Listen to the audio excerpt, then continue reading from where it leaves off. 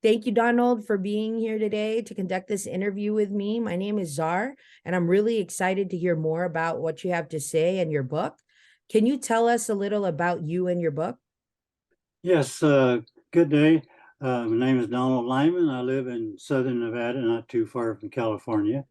I've written a book called Triple Life Threat. It's nonfiction, and it has 366 pages of medical and nutritional information.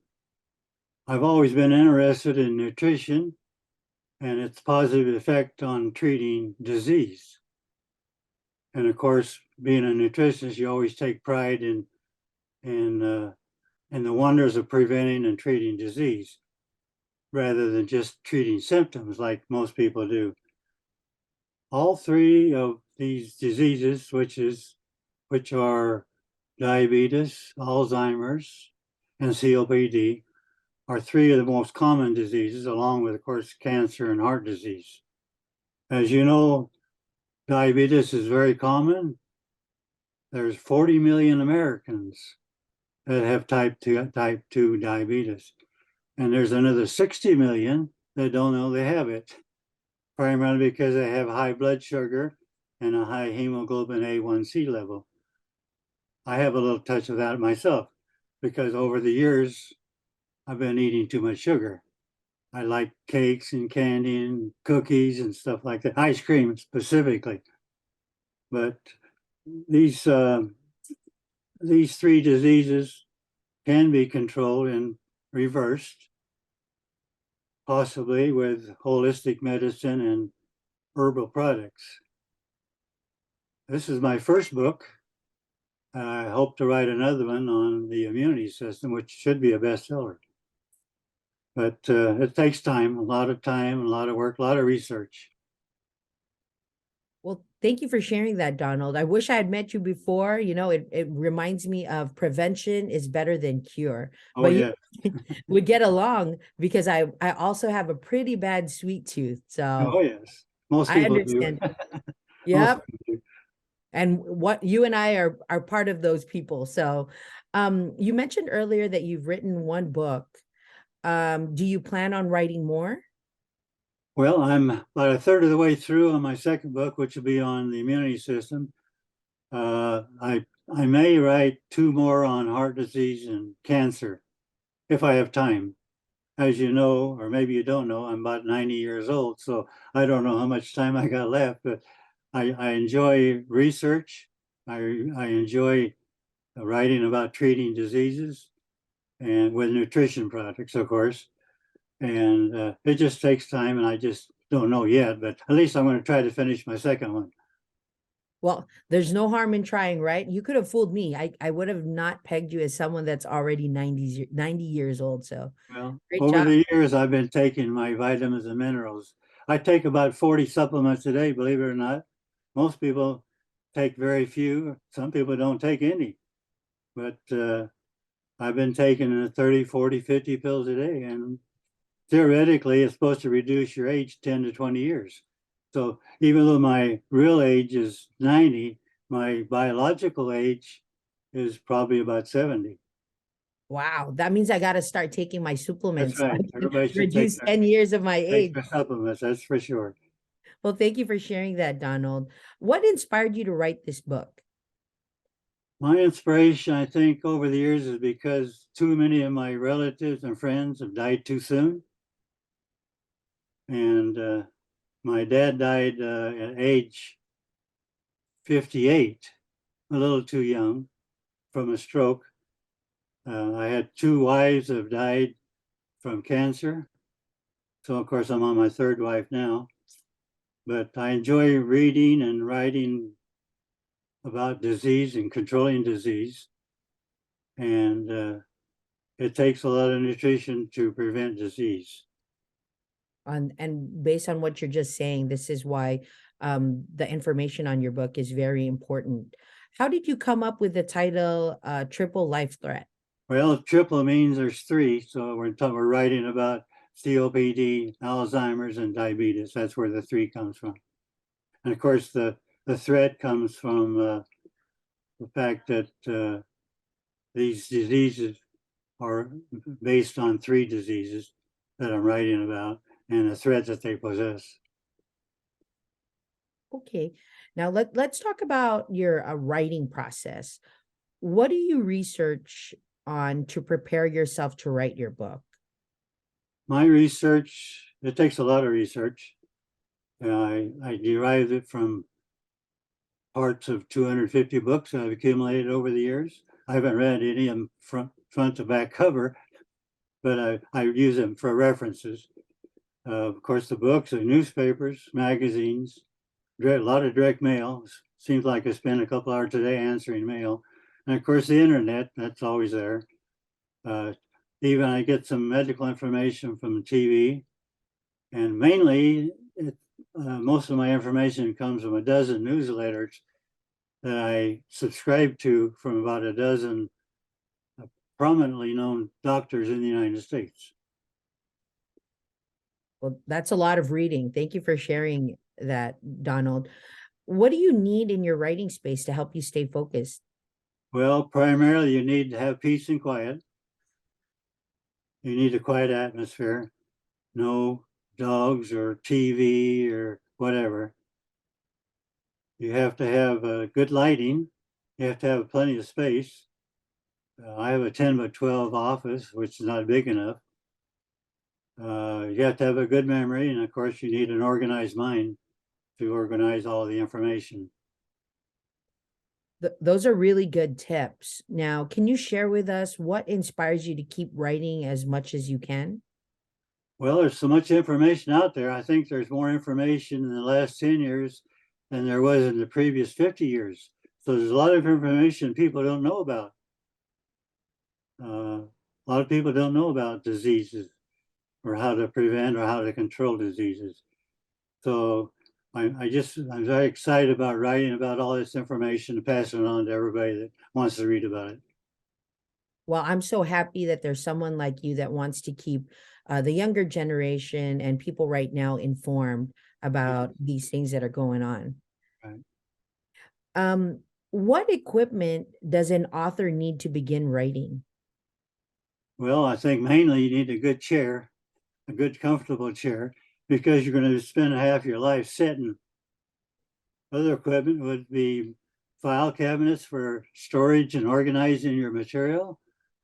I think I have at least 12 different file cabinets, 2 and 4 drawer file cabinets, because over the years you've collected a lot of information. Perhaps other things you need are 2 computers.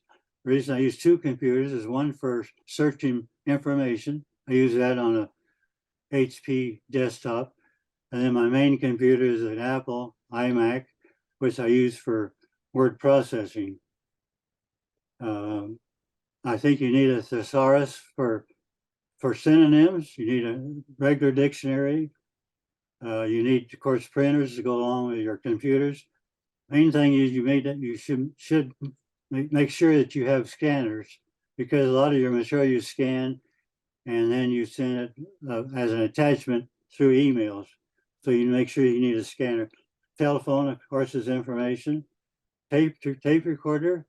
I record a lot of information on TV that's related to medical information, so I record that. Calculator, of course, office supplies. There's a lot of office supplies you can have, which include copy paper. I think I go through 5 or 6 reams of paper. That's maybe 3,000 pages a month that I go through a paper, so you need a lot of paper. Optional equipment, maybe a fax machine and a TV. Those things are optional. Well, thank you for sharing all that important equipment that you need to use. My favorite one is the comfortable chair. Yes. That'll take you a long way, right? Donald, if you had to describe yourself in just 3 words, what would those be? I would think that dedication to what you're doing is very important. Honesty and dependability. I think those are the 3 main words. Those are three important main words. Thank you for sharing that. Um, what is the most valuable advice you've been given from this industry? Well, there's a lot of advice out there. I think perhaps the most important is when you deal with a publisher, you need to make sure that they don't oversell you on advertising and marketing, because you can spend at least $10,000. And if you do everything that they want you to do, some publishers want you to do, you could spend $15,000, $20,000. So you have to be careful. The main thing is start off with a good website. They cost about $500. Publishing costs somewhere in the average of $1,000, some a little bit less, some a little bit more. So you have to have all that basic materials to start with. Well, thank you. I think that's good advice. And can you share what you think is the best way to improve writing skills? I think writing skills begin when you're very young. I think in your younger years, perhaps you don't notice it. Maybe your parents don't notice it. But through education over the years, your interest in reading, creative thinking is important, of course. You have to have ambition. The main thing is the ability to express yourself naturally. And you have to have someone that likes to explore or research or investigate everything. Very inquisitive. And for in your opinion, what are the various genres that a potential writer should consider? There's quite a few of those. Adventure, autobiographies, biographies, drama, fantasy, history, uh, mystery, of course, that's quite popular. Poetry, romance, popular. Science fiction, thrillers, Western, and of course, in the nonfiction categories, there's probably a dozen. In my category of nonfiction, mine's on health and fitness, but there's a lot of nonfiction categories. And for the people that are watching your interview, what is the benefit a buyer might receive from reading your book? As I mentioned before, there's a lot of people that are not too familiar with herbal supplements. And herbal supplements go back thousands of years. And contrary to today, we just have the typical vitamins and minerals. Most of these benefits you'll find in the book, but probably the most important is there's 40 nutrients that you become deficient in as you age. Some people start aging at 50 or 60 or 70, but the definition of a senior citizen is age 65 or more. And there's 40 nutrients, believe it or not, that you become deficient in as you age. This is the reason you have chronic diseases, because your immunity goes down because you're deficient in nutrition. And maybe as an example, the authorities say you should have about 90 milligrams of or 90 grams of vitamin C. Well, that's not enough. If you're going to prevent colds and the flu and help protect against viruses to a certain extent, you need 500 milligrams in the summertime and 1,000 in the winter. Another example is vitamin D. The government says you need 600 international units. To really prevent disease, you need at least 1,200. I take 5,000 international units a day. In wintertime, you can use 5,000. Summertime, you could probably drop down to 1,000 or 1,200 international units. But you have to have all these basic vitamins and minerals in order to stay healthy. Those are great things to find out in your book. And I'm looking forward to reading more about it so I can become more educated about how nutrition works and things about the diseases that are out there. So thank you for sharing all that information, Donald. Now, what is the price of your book in its various forms? Ebooks are $8.95, paperbacks $14.95, hard copies are $19.95. Of course, the most popular, I think, are paperbacks. They're $14.95. And how can a buyer order your book? Any place that sells books. Of course, 85% of the books in this country are sold by Amazon. And of course, you got Barnes and Noble and others. But any place that sells books should have. Mine will be available in about 2 weeks, a new version. Oh, I'm excited for the new version too. Do you have a website that you want to share? Website, my domain name is Nutrition in Disease. That's NUTRTIONINDISEASE.com. And the name of the book, of course, is Triple Life Threat.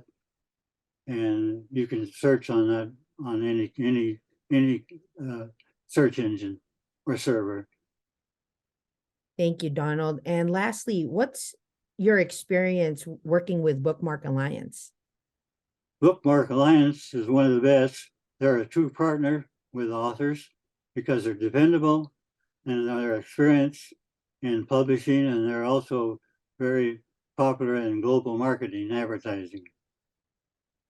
Thank you for sharing all of that, Donald. This was really a great experience to interview you, and all the best on your book. Thank you very much. Appreciate it.